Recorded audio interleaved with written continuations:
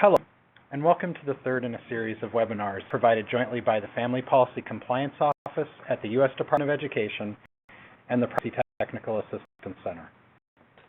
This is entitled FERPA for Colleges and Universities. The intent of today's webinar is to provide participants with a basic overview of FERPA. We will cover some of the new regulatory changes during this webinar, but the primary focus will be on FERPA basics today. We intend to take specific questions during this webinar, but solicited input from post-secondary officials in the field on topics that are most on your mind. I hope to cover those. If after the webinar you have follow-up questions or ideas about the issues that need to be addressed, you can pin your question or issue in the chat box in the lower right-hand corner, and/or you can send an email to ferpa@ed.gov. My name is Baron Rodriguez, and I lead the Privacy Technical Assistance Center.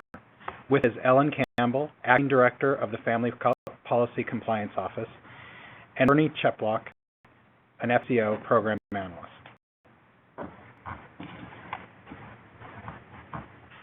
So know who we are.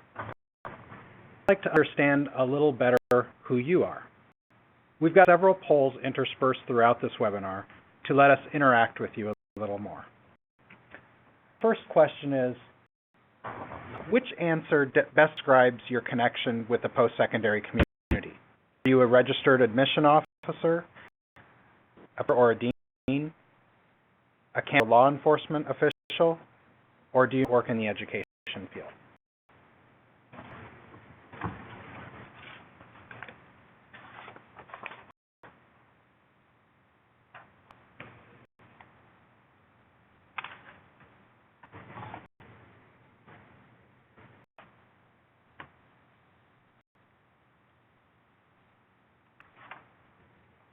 Today's presentation will last approximately an hour.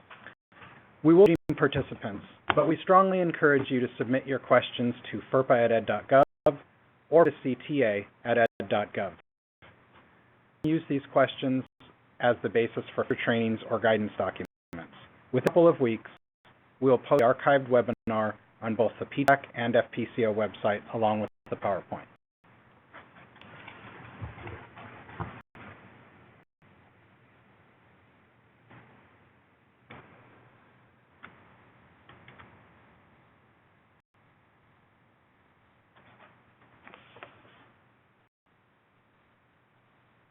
The results of our first poll. You can see most participants are registrars or admission officers.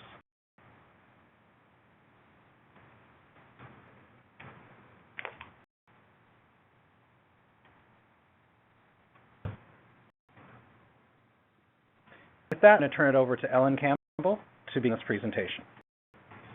Thank you, Baron. I'm very pleased to present this basic FERPA training for post-secondary school officials. We routinely respond to questions from school officials about how FERPA applies in various situations. In providing advice, there are many factors that we have to consider, and it's a challenge of applying FERPA to an ever-changing and sometimes complex technological landscape.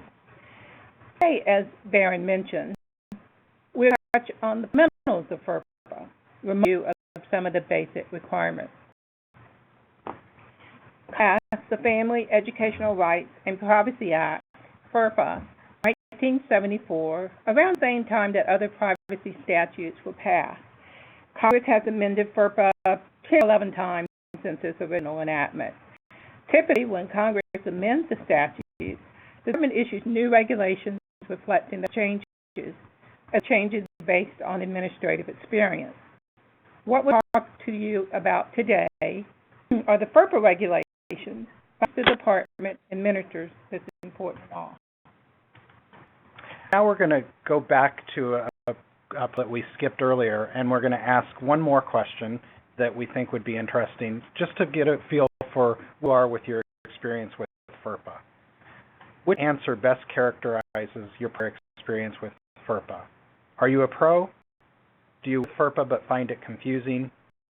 Do you know what FERPA is but don't work it often? Are you at the FERPA? What FERPA stage?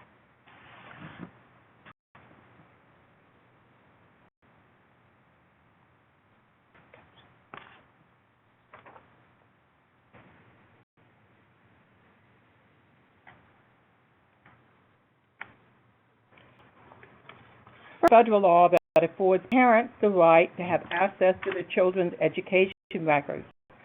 They seek to have the records amended and to consent to the disclosure of personally identifiable information, or PII, from education records, except as provided by law. When a student turns 18 years old, or is a post-secondary institution at any age, the rules under FERPA transfer from parents to the student, and he or she is known as an eligible student under FERPA. We will talk specifically about some of these rights as we get into this presentation. It means that the parents no longer have rights under FERPA. There are provisions in FERPA that will permit a college or university to disclose education records to parents. So if a daughter at the age of 17 graduates early and moves on to a post-secondary institution, she controls the rights to her records, correct? Yes, that is correct. However, the great majority of parents of 17-year-olds want to remain a part of their academic lives. So FERPA does permit schools to disclose education records to parents of eligible students on several exceptions to the general consent rule. The exception that typically applies permits schools to disclose a student's education records to parents if the student is a dependent for IRS tax purposes. The case whether your daughter wants the school to disclose information to you, her parent, or not. Additionally, these days, a lot of high school students are taking courses at a local college before they graduate from high school, because they are dually enrolled in both the high school and the college. Questions about to whom do the rights belong in that scenario. For example, a student is 16 or 17 years old and is in high school, but also taking courses at the local community college. Well, under FERPA, the rights belong to the student with regard to the records over at the college, but the rights still belong to the parents with regard to the education records at the high school. In this situation, FERPA only permits the college to disclose information to parents of the high school student if he is a dependent for federal income tax purposes, which they probably are, but also permits the high school and the college to share information because the student is enrolled in both schools. On December 2nd, 2011, the Department issued final regulations making changes to FERPA regulations. Here, link to the Federal Register document on our website, or you can go to the front page of FPCL's website and see the information about the amendment. Listed here are some of the main highlights of what was amended. But today, for this audience, we will only be focusing on the changes to the directory information provisions in FERPA. Before that, however, understanding the various definitions in FERPA will help you understand how to apply the law to your particular situation. The most basic definition is the term education records. The term education records is broadly defined to mean those records that are directly related to a student maintained by an educational agency or institution or by a party acting for the agency or institution. Let's see where you're at with your experience with FERPA. We're going to go to our poll here.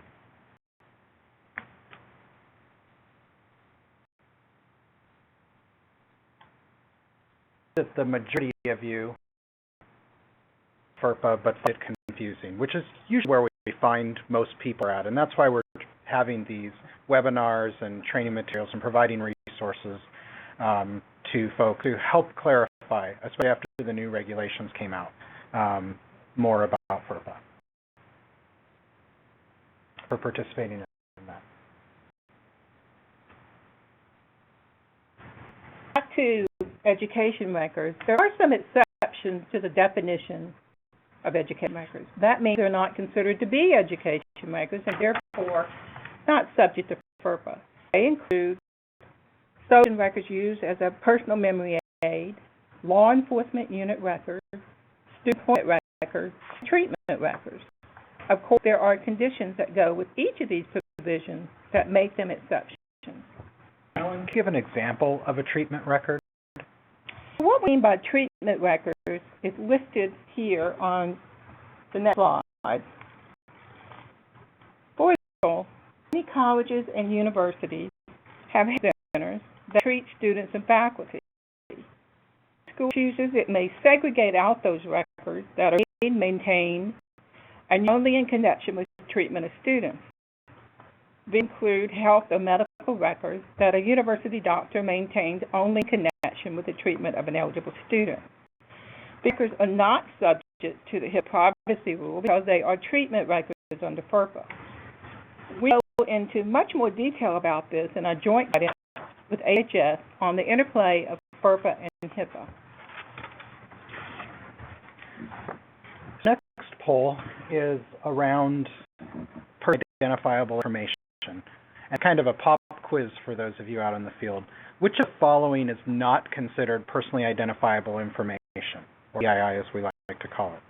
The student's name, address of a student's parent or other family member, participation in officially recognized activities and sports, a student's ID number, or all of the above could be considered PII. I'll come back to those results in a bit.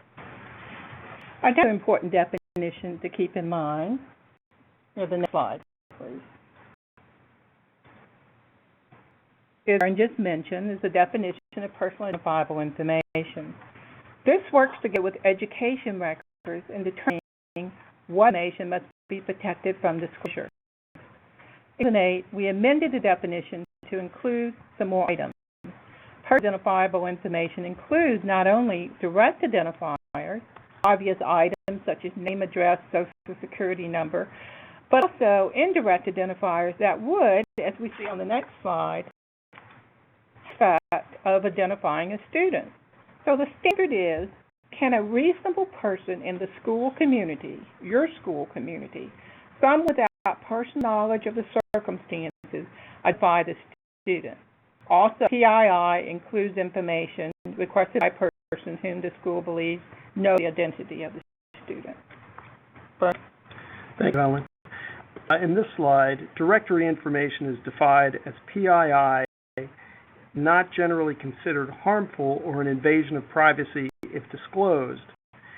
The items that you might find in a school yearbook, a sports program, or a student directory. Bernie, elements in your definition of PII are also part of school-designated directory information. How do you reconcile the differences and similarities between PII and directory information when the definitions are so similar? And let's see what the field has to say. And as you see, the field understands that all of the above could, the keyword is could, be considered personally identifiable information. Well, then, directory information is simply PII that can be designated and disclosed without consent. A school has to follow the requirements we will talk about in a few minutes, found in section 99.37, to designate certain information as directory information. There are items listed under the PII definition that cannot be considered directory information, such as social security number. As we just mentioned, directory information cannot include a student's social security number and generally may not include a student ID number. In the regulations released on December 2nd, we amended the definition of directory information to include a student ID number and other unique personal identifiers that is not displayed on a badge or on a student ID badge, but only if the identifier cannot be used to gain access to education records, except when used in conjunction with one or more of the factors that authenticate the user's identity. Bernie, does this mean that a student who opts out of directory information cannot use FERPA's opt-out provisions to prohibit students from wearing ID badges? That's correct, Aaron. Now let's talk about the rights of eligible students under FERPA. As previously mentioned, when a student turns 18 or enters college at any age, the rights under FERPA transfer from the parents to the student. However, nothing in FERPA prevents college and universities from disclosing education records to parents under one of the exceptions that might apply. How broad is the exception that permits school officials to disclose information to parents of dependent students? A post-secondary institution may, but is not required to, disclose any education records to parents under this exception to consent. It's up to the institution what the policy is about this matter. The important thing to remember is that it is a permitted disclosure, not required.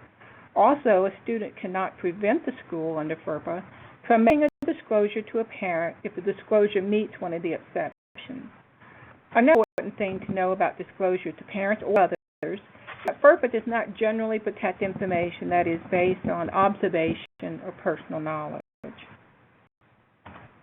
Okay, you did pretty well on the last quiz. Here's the next quiz. Which of the following is not required as part of the annual notification? Is the right to inspect and review education records, the right to amend education records, the right to consent to disclose with certain exceptions, the right to file a complaint with the U.S. Department of Education? Bernie is going to tell you about annual notification requirements.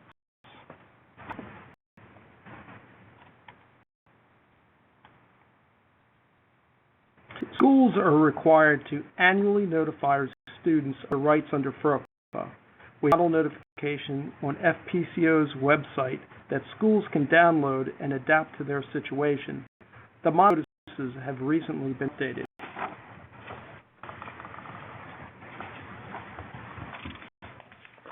Note here that the annual notification must include the criteria for who your school considers to be a school official and what you consider to be a legitimate educational interest.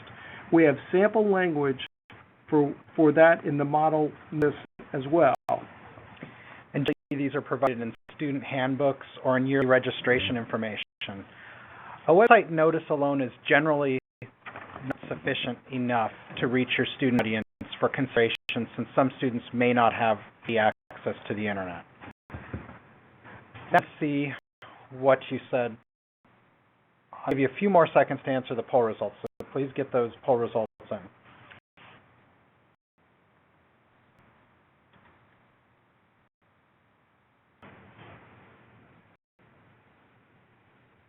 Now I'm going to talk about how an eligible student's right to access education records. Must comply with the request for access within 45 days of receiving the request. Now, notice it didn't say must respond. They must comply with the request for access within 45 days of getting the request. Not required to provide copies unless, for example, the student no longer lives in commuting distance. If you provide copies, you may charge a fee within reason, unless and so effectively prevents the student from inspecting and reviewing his or her records. It's important to understand that FERPA doesn't require that you maintain education records. School can destroy records unless there is an outstanding request for access. And you need to be careful when a record contains information on more than one student. Student may inspect or be informed of only the specific information that relates to that student. The right under FERPA is the right to seek to amend information in education records if it's considered to be accurate. What are the general scenarios that you've seen this happen? For example, is a grade amendment part of this procedure? The right to seek amendment is not unlimited. A school is not required by FERPA to afford the student the right to seek to change substantive decisions made by school officials, such as grades, disciplinary decisions, or other evaluations of a student. So FERPA affords students the right to seek to amend education records that contain accurate information. This right cannot be used to challenge a grade or an individual's opinion. So I'm going to look at the poll results. I didn't quite give you enough time earlier. Let's see what you folks said. And as we can see, many of you said that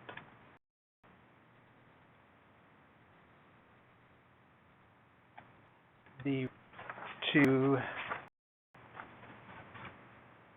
like to amend.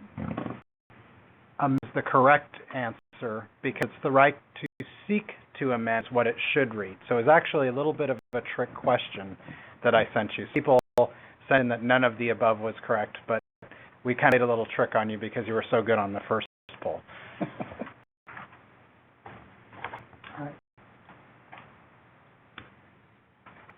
Slide addresses FERPA's conditions for written consent.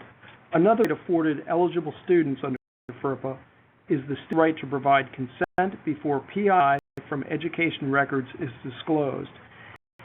A consent must be written, signed, and dated, and specify the records that may be disclosed, the purpose of the disclosure, and identify the party or class of parties to whom the disclosure may be made. And in this slide, as you can see here, a consent under FERPA may be electronic under these conditions.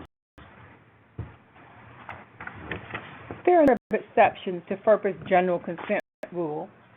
Here's some that generally relate to colleges and universities. The first one is the school officials, which can include contractors and other outside parties to whom you have outsourced institutional services and functions. Schools can disclose education records without consent to a new school in which the student seeks to enroll. Disclosures are listed here, but I won't go into. But if you have any questions about them, please contact us.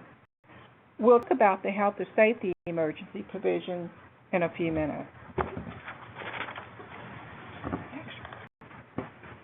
You're familiar with FERPA's record-keeping requirements. We can read about in Section 9932 of the FERPA regulations. You must record the party to whom you disclose PII from education records and the party's legitimate interest in obtaining that information. There are exceptions to recordation, such as disclosures made with consent and disclosures to school officials. Many colleges and universities are either using or considering the use of electronic audit systems, which can record who has accessed education records and when it was accessed. Agencies also capture a reason for the disclosures. Would this be sufficient for meeting this requirement? Well, as long as the eligible students can access that information should they request to do so. You should be aware that there are limitations on the redisclosure of PII from education records, which is discussed in Section 9933. When you disclose PII to one of the parties listed in the exceptions to consent, I mentioned before, found in Section 9931, a school should inform the receiving party that it may not make further disclosures of the PII, except when the party makes disclosures on behalf of the school. There are some exceptions to this general rule explained in this section. In the regulatory changes to FERPA, we made several amendments to the audit evaluation exception to FERPA's general consent rule. This is the exception under which LEAs, local school districts, typically disclose PII on students through the State Department of Education, and the exception under which a college or university might disclose to their state post-secondary authority. In the last few years, a lot of questions about disclosures that relate to health or safety emergencies. In 2008, we clarified that if a school determines that there is an articulable and significant threat to the health or safety of a student or other individuals, it discloses PII to any person whose knowledge of that information is necessary to protect the health or safety of the student or other individuals. For example, a college may consider a parent to be an appropriate party and disclose the student's information to the parent in a health or safety emergency. Based on the information available at the time, if there is a rational basis for the disclosure, the department will substitute its judgment for that of the school. However, school officials need to remember that this exception relates to emergencies. This decision cannot be used for disclosure on a routine, non-emergency basis, such as the routine sharing of non-directory information on students with the local police department, which is not allowed.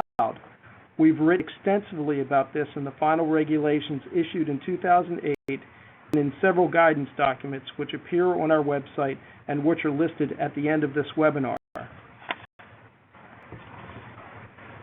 order to address problems before they get to the emergency status, many schools, high schools as well as colleges and universities, are setting up threat assessment teams. You can obtain information about how to do this from the department's website.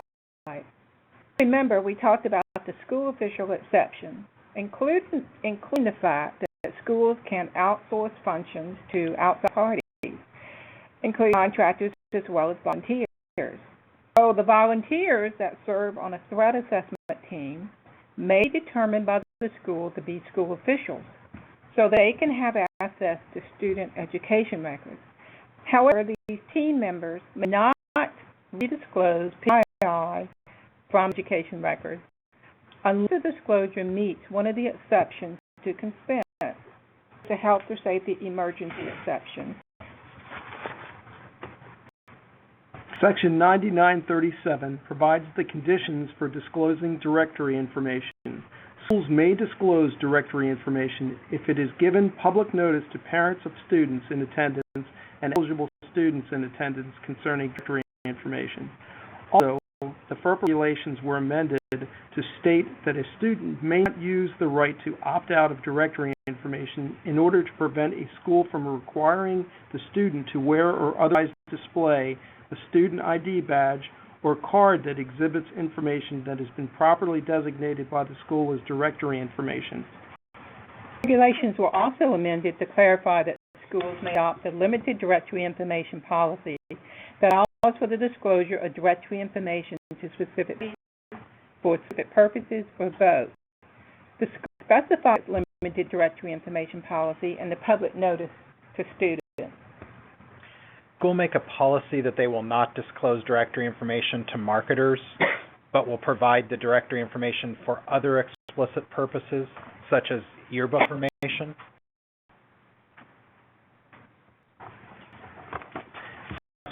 But the school has to adhere to a stated policy in the directory information notice. If a school states in its directory information notice to students that it will not disclose directory information to marketers, for instance, it can't turn around and disclose directory information to those entities. The school could only do this by revising and reissuing its directory information notice and providing students another opportunity to opt out. Here, a very brief review of FPCO's enforcement provisions. Regulations published in December, we amended the enforcement provisions in FERPA. So another entity that receives funds under a program administered by the department has access to PII from student education records, violates FERPA, regardless if they have students in attendance. FPCO may bring an enforcement action against that entity. We also clarified in the recent regulations that enforcement options against entities that receive funds under a program administered by the department include withholding payment, cease and desist orders, and compliance agreements. The regulations also clarify that the department's options include the 5-year rule, which may be applied against any entity outside of the school, whether or not such an entity receives funds under a program administered by the department. If the entity violates FERPA redisclosure provisions or required under the statute exception. To destroy. Sorry. Also, to destroy PI from education records when no longer needed for the purposes for which the study was conducted. Can you give an example of the general enforcement progression that FPCO uses to bring agencies into FERPA compliance? Sure, Baron. Before we get to the point of recommending to the Secretary the enforcement options that we mentioned, FPCO works with educational agencies and institutions to bring them into compliance with FERPA. Should we find that a school violated FERPA through our investigation, FPCO would require that the school take certain measures to come into compliance with FERPA and provide us with assurance that it has done so. So the Privacy Technical Assistance Center was put into place by the department to be a resource for agencies collecting education data. We have a variety of resources to assist local education agencies, state education authorities, and post-secondary institutions such as those on this call today. Our resources include best practice guides, we have desk, we have checklists, we have on-site technical assistance for those of you who would like training or assistance in some way, and we also have regularly scheduled webinars similar to today's activity.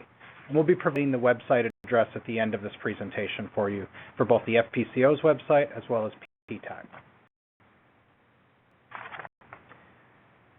As a PTAC's website also has links to the latest case studies. There are a few case studies that are out there that help clarify some of the recent FERPA regulation changes. And there are frequently asked questions and answers and links to archived webinars and trainings and presentations. Here are the links for the relevant guidance documents we mentioned today, as well as for the FERPA regulations and the new model notice for colleges and universities. And this slide, it provides instructions on how to sign up for FPCO's listserv. For those of you who are not members of our listserv, we encourage you to follow these instructions to sign in and become a member in order that you may receive future regulatory updates and invitations to future training opportunities such as this webinar offered today. Our last question of the day is an opportunity for you to provide feedback on how we did. As we close this presentation, please take a moment to answer our most recent poll. How helpful did you find this webinar today?